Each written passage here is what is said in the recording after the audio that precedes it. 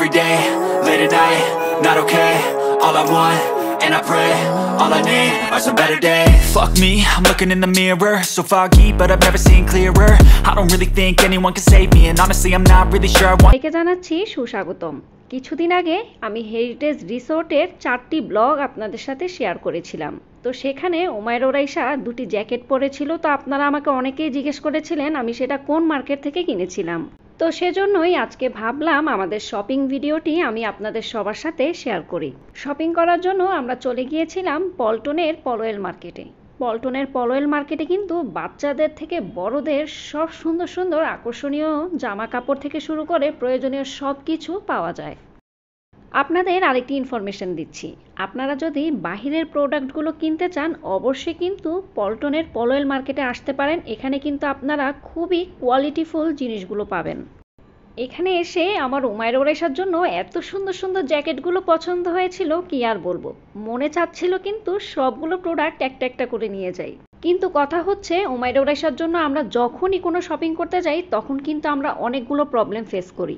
এই যে ভিডিওতে আপনারা এত সুন্দর সুন্দর জ্যাকেটগুলো দেখতে পাচ্ছেন, কিন্তু আমরা উমাইর ওরাইশার জন্য জ্যাকেটগুলো কিনতেই পারিনি। তার কারণ হচ্ছে আপনারা সবাই জানেন উমাইর ওরাইশার জন্য আমরা সব সময় সেম প্রোডাক্ট কিনি। তো দেখা যাচ্ছে ওদের সাইজে মিলে না, অথবা আমরা সেম প্রোডাক্টটা খুঁজে পাই না। এত সুন্দর সুন্দর জ্যাকেটগুলো দেখে কিন্তু আমার ভীষণ লোভ লাগছিল। আর বাচ্চাদের পরলে কিন্তু ভীষণ সুন্দর লাগবে। এক একটি জ্যাকেটের থেকে এক একটি জ্যাকেট দেখতে এতটা সুন্দর, খুব ভালো লাগছিল দেখতে। যাই হোক, উমাইর ওরাইশার জন্য কিন্তু আমরা একটি জ্যাকেট পছন্দ করে ফেলেছি এবং এই জ্যাকেটটির কিন্তু দুটি পিস আমরা সেম সেম পেয়েছিলাম। অনেক ভাইয়া এবং আপুরা আমাকে প্রশ্ন করেছিলেন, আপু আপনার বাচ্চাদের জন্য যে জ্যাকেটটি কিনেছেন সেই জ্যাকেটটি আরামদায়ক কিনা। আমি আপনাদের সবার উদ্দেশ্যে বলছি ভাইয়া এবং আপুরা, এই জ্যাকেটটি কিন্তু ভীষণ আরামদায়ক ছিল। আমার মেয়েরা কিন্তু পিকনিকে সারা দিন এই জ্যাকেটটি পরেছিল। এই জ্যাকেটটির খুবই সুন্দর একটি পার্ট হচ্ছে এই জ্যাকেটের পিছনে একটি মিকি মাউস ছিল। এই জিনিসটি কিন্তু আমার ভীষণ ভালো লেগেছে এবং উমাইর ওরাইশাও কিন্তু ভীষণ পছন্দ করেছিল। আমাকে আপনারা অনেকে প্রশ্নও করেছিলেন আমি এই জ্যাকেটগুলো কোন দোকান থেকে কিনেছিলাম। এটা পলওয়েল মার্কেটের বেবি ক্লাব দোকানটি থেকে আমি কিনেছিলাম। এই দোকানে কিন্তু আরো সুন্দর সুন্দর প্রোডাক্ট রয়েছে, শুধু কিন্তু বাচ্চাদের না, বড়দেরও কিন্তু খুব সুন্দর সুন্দর প্রোডাক্ট রয়েছে। আর উমাইর ওরাইশার এই জ্যাকেটগুলোর প্রাইস নিয়েছিল ৩৫০০ টাকা। যেহেতু আমরা দুটি প্রোডাক্ট একসাথে কিনেছিলাম সেজন্যই আমরা ৩৫০০ টাকা দিয়ে কিনতে পেরেছিলাম, কিন্তু এগুলোর এক একটি সিঙ্গেল প্রাইস হচ্ছে ২০০০ টাকা করে। এখন এলাম উমাইর ওরাইশার জন্য জুতা কেনার জন্য। জুতা কেনাটা হচ্ছে আরো বেশি কঠিন কাজ, কারণ হচ্ছে জুতার কোনো সাইজই পাওয়া যায় না উমাইর ওরাইশার।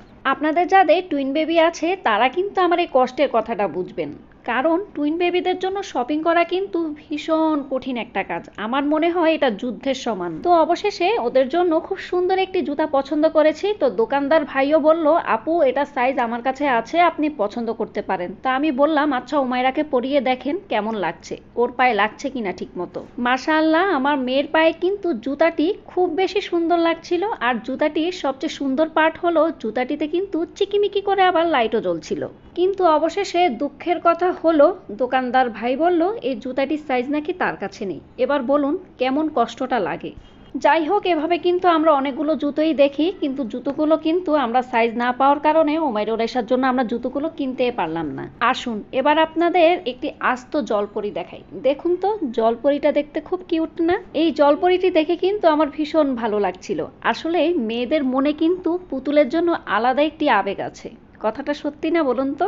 শপিং করতে করতে খুব বেশি ক্ষুধা লেগে গিয়েছিল এবং লাঞ্চের টাইমও হয়ে গিয়েছিল, তাই ভাবলাম আমরা একটু লাঞ্চটা করে ফেলি। তো পলওয়েল মার্কেটের উপরেই একটি রেস্টুরেন্ট রয়েছে, আপনারা দেখতে পাচ্ছেন খুব সুন্দর করে রেস্টুরেন্টের সামনে সুন্দর করে সাজানো রয়েছে। তো ভাবলাম আমরা এখন লাঞ্চটা এই রেস্টুরেন্টে করে ফেলবো। কিন্তু আমরা যখনই ভিতরে ঢুকলাম তখন দেখলাম ওখানে একদম কেউই নেই। খুব বেশি ভয় লাগছিল, তাই ভাবলাম এখানে আজকে না খাই, এখানে অন্যদিন খাবো যখন লোকজন থাকবে। কিন্তু উমাইর ওরাইশা মার্কেটে হাঁটতে হাঁটতে একদমই টায়ার্ড হয়ে গিয়েছিল, তো যেখানে সিট পাচ্ছিল সেখানেই কিন্তু বসে রয়েছিল।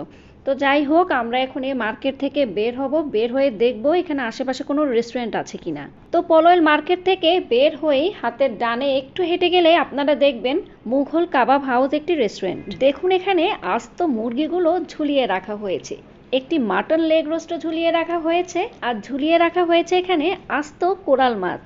এর পাশেই কয়লার মধ্যে পোড়ানো হচ্ছে বিফ শিক কাবাব। ইস, দেখেই একদম জিভে জল চলে এসেছে। তো আমরা যেহেতু লাঞ্চ করতে এসেছি, ভাবলাম কাবাব আইটেমটা একটু ইগনোর করি, কারণ সকাল থেকেই আসলে তেমন কিছু খাওয়া হয়নি। তো কাবাবটা খেলে নানের সাথে শরীরটা একটু খারাপ হতে পারে, তো সেজন্য আমরা ভাবলাম আমরা রাইস জাতীয় কোনো খাবার খাই। এটাও হচ্ছে ওদের মেনু কার্ড, এখানে কিন্তু অনেক অনেক আইটেম রয়েছে। তো আমি আমার জন্য এবং আপনাদের ভাইয়ার জন্য অর্ডার করেছি মুঘল বাসমতি কাচ্চি বিরিয়ানি, এবং উমাইরা ওরাইশার জন্য অর্ডার করেছি জাফরানি চিকেন বিরিয়ানি। কাচ্চি বিরিয়ানিটির প্রাইস ছিল 280 টাকা এবং জাফরানি চিকেন বিরিয়ানির প্রাইস ছিল 250 টাকা। তো আপনারা দেখতে পাচ্ছেন আমাদের খাবারগুলো কিন্তু টেবিলে চলে এসেছে, এবং আপনাদের ভাইয়া কিন্তু সাথে সাথে খাওয়া স্টার্ট করে দিয়েছে, কারণ বেচারা কিন্তু খুব বেশি ক্ষুধার্ত ছিল। আমাদের খাবারগুলোর সাথে কিন্তু সালাদও দিয়েছিল এবং এক্সট্রা ঝোলও দিয়েছিল। যাই হোক, খাবার যেহেতু চলে এসেছে, এখন আমি উমাইরা ওরাইশাকে আগে খাইয়ে দিব, কারণ উমাইরা ওরাইশা কিন্তু খুব বেশি ক্ষুধার্ত ছিল। উমাইরা ওরাইশা জাফরানি চিকেন বিরিয়ানিতে একটি ডিম দিয়েছিল এবং একটি মুরগির রান দিয়েছিল, আর দিয়েছিল কিছু সাদা সাদা রাইস। তো উমাইরা ওরাইশাকে আমি এখন খাইয়ে দিব। উমাইরা ওরাইশা কিন্তু একদমই খেতে চায় না, খুব বেশি যন্ত্রণা করে খাওয়ার সময়। তো আপনারা দেখুন, এখন আমি খাওয়াচ্ছি, দেখুন উমাইরা এখন কি করছে। যাদের ছোট বেবি আছে তারা কিন্তু আমার এই কষ্টের কথাটা খুব ভালোভাবে বুঝবেন, কারণ প্রতিদিন কিন্তু বাচ্চাদের সাথে আমাদের যুদ্ধ করেই খাওয়াতে হয়।